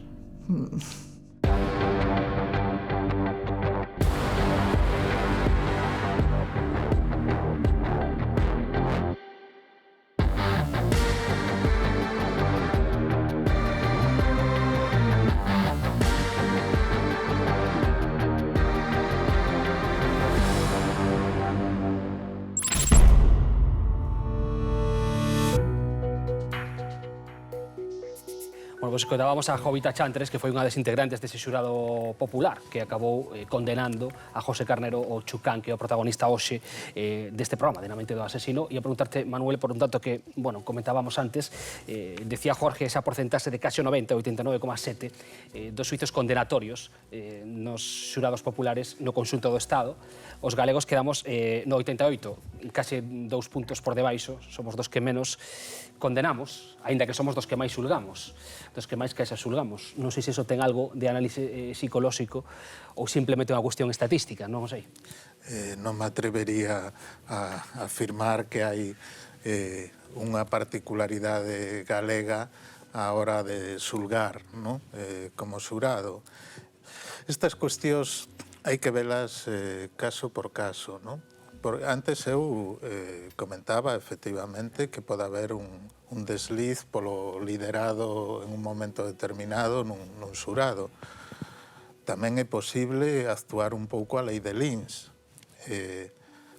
Quero decir, as dúas cousas poden existir, no sentido, sobre todo, si algún delito é especialmente xuzgado como horrible, non? A comunidade pode tamén actuar un pouco a vinganza. É dicir, que estes son os factores humanos, demasiado humanos, como diría Nis, que normalmente os técnicos, os profesionais da xustiza están máis preservados. É dicir, tanto do medo a condenar, pero tamén do aspecto de vinganza, de identificación grupal de lei de Lins, ¿no? Para entendernos. Entonces, me parece que hai que verlo caso por caso. Algo que acaba de expresar, non? Esta muller que foi xurado no segundo xuízo contra o Chucán, é algo tamén moi humano, non? O absolves e logo atopas pola calle. Hai algo tamén do medo, a veces, que pode influir no veredicto. Me imagino, sobre todo, en suizos que afectan ao crimen organizado ou a cuestións de mafias e demás. Por exemplo, este elemento pode contar bastante. Hasta que punto eu estou seguro expresando libremente a miña opinión respecto ao acontecido, non? Me parece que son estes elementos que hai que ter en conta e, no seu caso, tamén funcionar como corrección. Eu sigo pensando, de todas maneiras, que é máis fácil, coincido con María José, ás veces xuzgar un delito de homicidio, incluso a distinción entre homicidio e asesinato, porque aí o magistrado non pregunta se foi homicidio ou asesinato, pregunta si nesa situación cree que a víctima estaba especialmente desprotexida a hora de poder solicitar axuda, se había unha situación de premeditación, de nocturnidade, alevosía, etc. Este tipo de cuestións. É dicir, non pregunta pola distinción técnica. E me parece que cando está depurada destos elementos, sí, efectivamente, unha decisión colexiada pode ser eficaz, pero tamén está o risco, estes riscos que se mencionaban e que a mí me parece que os profesionais están máis defendidos frente a esta cuestión.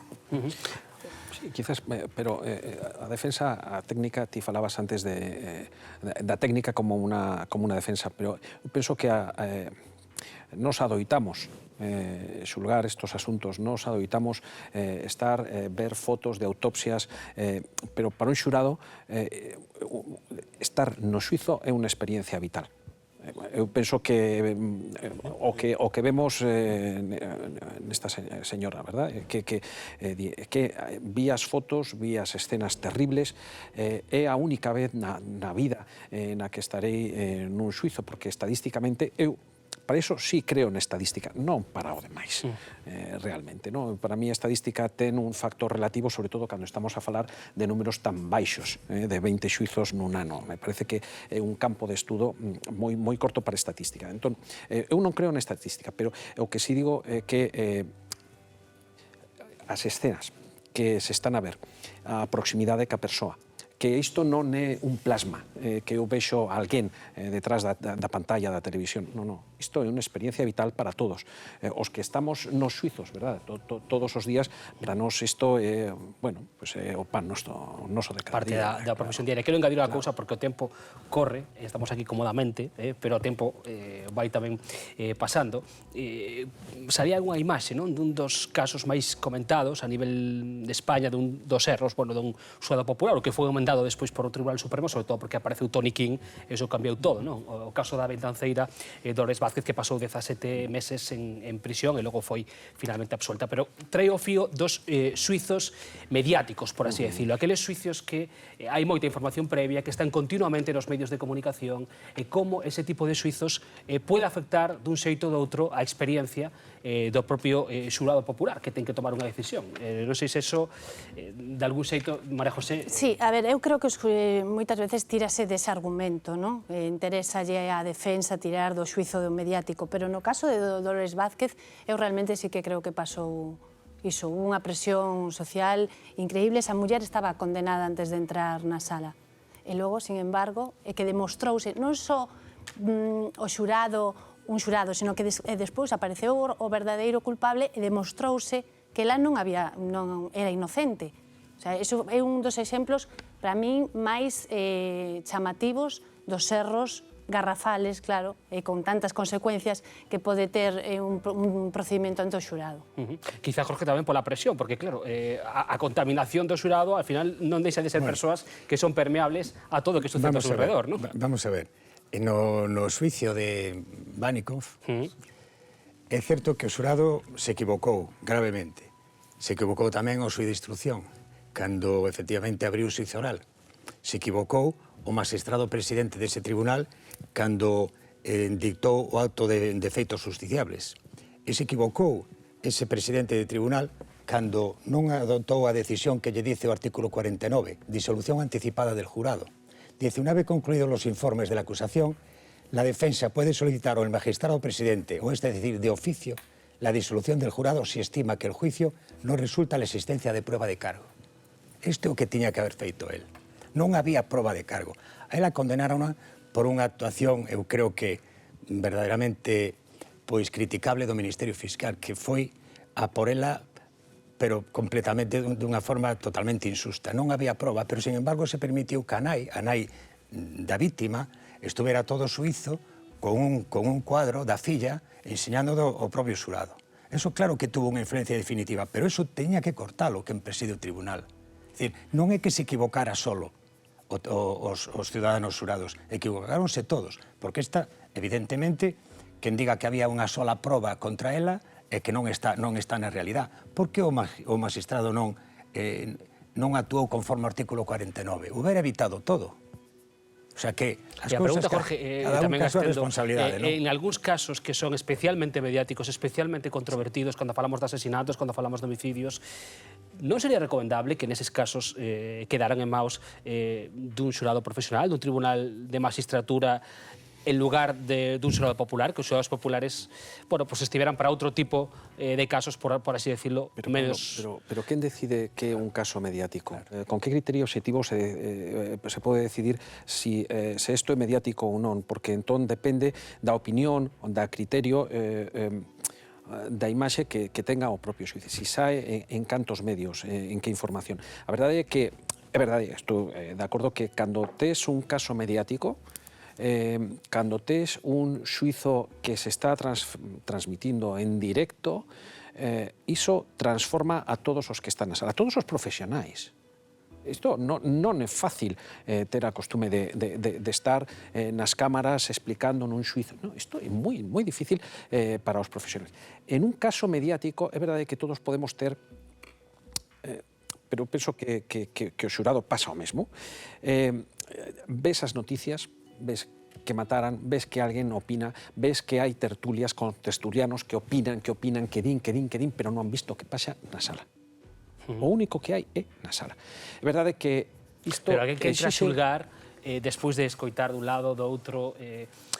Dicíades do caso de Dolores Vázquez, non? Por poñer un exemplo recoñecible. A presión, está claro que a presión, se a mí me escollen como xurado popular a hora de tomar esa decisión, a susceptibilidade dos focos é moito maior respecto, por exemplo, ao caso do Chucán, que o que nos trae hoxe aquí, que a pesar de que se repetiu o suizo, que sí que houbo certa presión informativa unha vez que se repite, non é un caso de que estemos a falar todos nas tertulias habitualmente.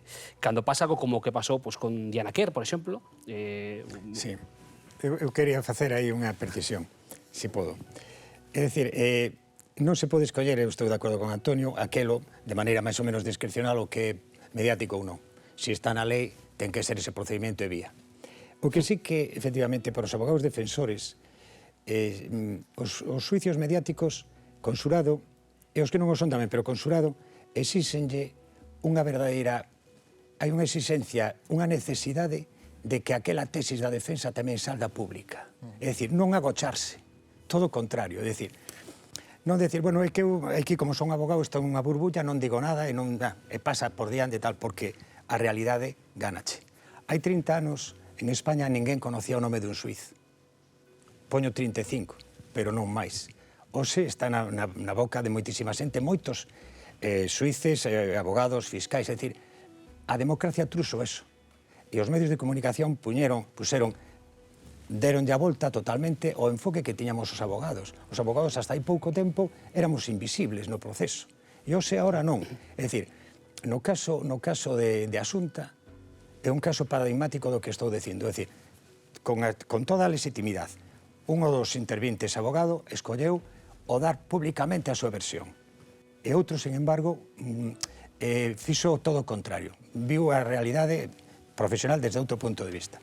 Eu creo que en este momento é imprescindible que aquel abogado que está defendendo un caso mediático seña capaz de expresar a súa opinión públicamente, para que aqueles que van a xulgar despois, sesan quen sesan, teñan tamén a posibilidade de ter as dúas versións. Problema, que claro, que os medios de comunicación en xeral están por a laboura de que nas tertulias hai que darlle caña para así entendernos a quen apareza en principio como responsable. É dicir, a presunción de inocencia aquí en España é algo que está na Constitución, pero non está na realidade. Entonces, é moi difícil. Como o secreto de sumario, tampouco está na realidade. Pero mira, o secreto do sumario sempre o digo, que o sumario é secreto sempre por os xuíces, por os abogados non. Bueno, non sei se queres engadir algo brevemente, porque estamos me parece fora de tempo. Que o carácter mediático de determinado tipo de crímenes teñen moito que ver ca susceptibilidade colectiva, non? A xente non lle sorprende que o criminal cometa crímenes. É dicir, non é tan chamativo que alguén pertenecente a unha mafia ou a narcotráfico, etc., cometa determinado tipo de crímenes dentro da súa perspectiva delictiva habitual.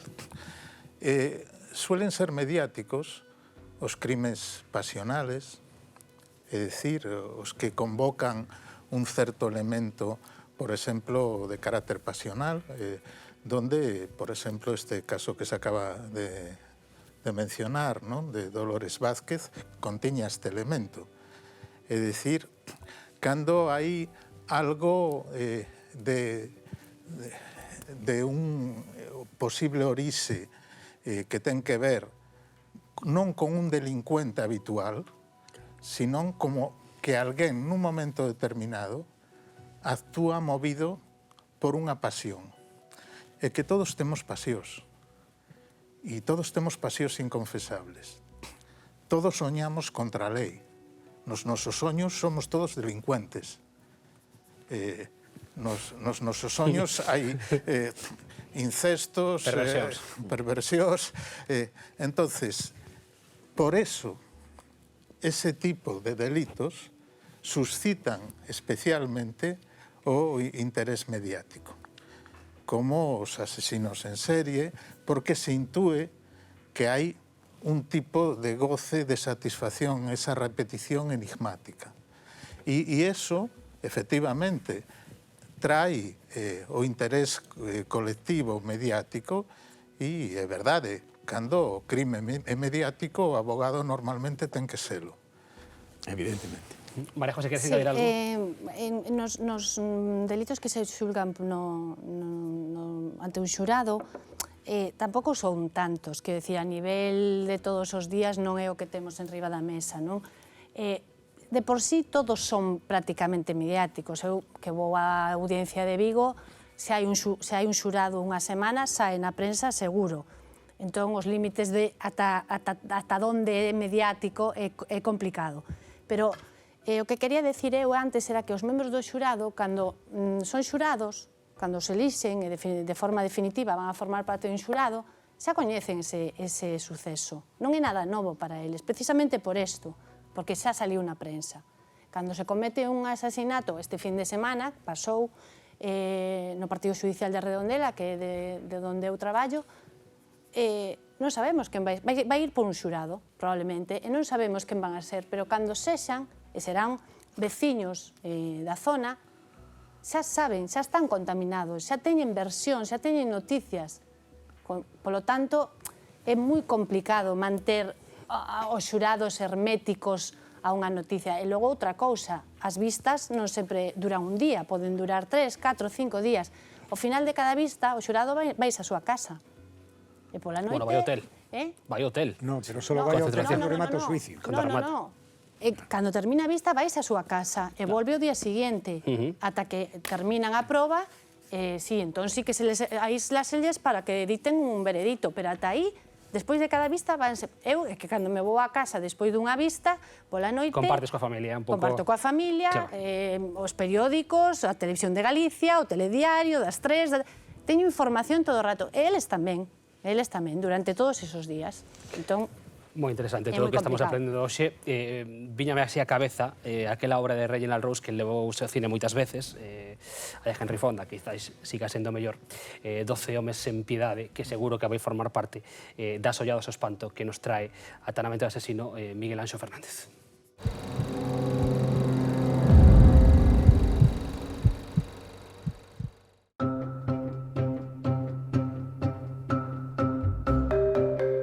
A figura do xurado popular é unha maneira de facer participar a sociedade democráticamente na xustiza. É unha institución, obviamente, de países democráticos, houbo algúns países que se incorporaron tarde, caso de España, pero nun país como os Estados Unidos é unha figura que se está contemplada na súa Constitución. E, evidentemente, o cine tirou moito deste filón. Entón, os xurados dan moito xogo, porque o xurado pode ser partícipe, o xurado pode ser pasivo, o xurado pode ser incluso o centro da trama, é dicir, dá moitísimo xogo. Unha das películas míticas nese sentido, unha memorable, é 12 hombres sin piedad, o debut de Sidney Lumet. Unha película baseada nunha obra teatral no que pecha nun cuarto aos 12 membros do xurado e, de alguna forma, o somete a presión para discutir sobre a inocencia ou a culpabilidade do acusado. Hai un grupo deles que están a prol de acusalo, outros están a prol de, digamos, mantelo inocente ou aliviarlle a condena, e hai un home xusto que é o personaxe de Henry Fonda que, de alguna maneira, intenta ponderar.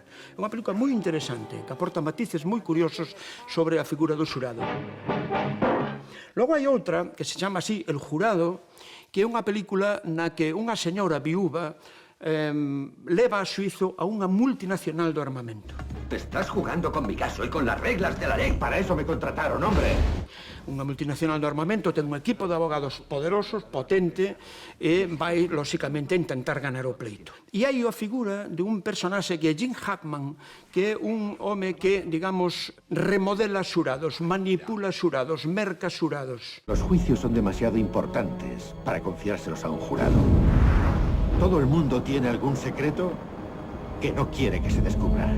Averiguar los trapos sucios de cada uno de ellos. E entón esta é un pouco a figura do David contra Goliat. Ao final, obviamente, a película vaise resolver favorablemente ao máis débil. A moraleza é que o xurado acaba dándose conta de que a excesiva presión a que o someten acaba tendo efectos negativos para que non fai. Simplemente comprarán el veredicto. E, finalmente, Anatomía dun asesinato. É outro clásico, aquí remontámonos un poquinho atrás, de Otto Preminger, con James Stewart facendo de un abogado amable, paciente, bo, que está defendendo a un militar que matou, asasinou ao violador da súa muller. Lóxicamente, as cousas, a medida que transcorre o xuicio, as cousas van saindo matices, van saindo segredos ocultos, agachados, matices, e o xurado, de alguna forma, é testigo obxectivo de todo o que está pasando ali. É tamén outra forma diferente de enfocar o papel do xurado. En todo caso, unha variante que podía ser casi un subxénero no cinema de Hollywood.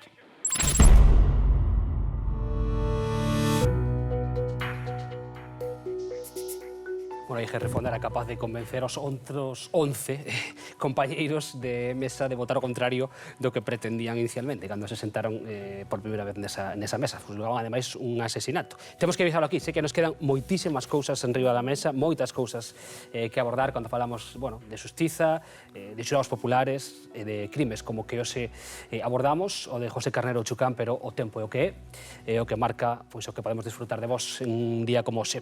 Jorge Temes, abogado, moitas grazas pola compañía, por conversar con nós, moi amable. María José Rodríguez, abogada, moitas gracias por estar con nós, para acompañarnos.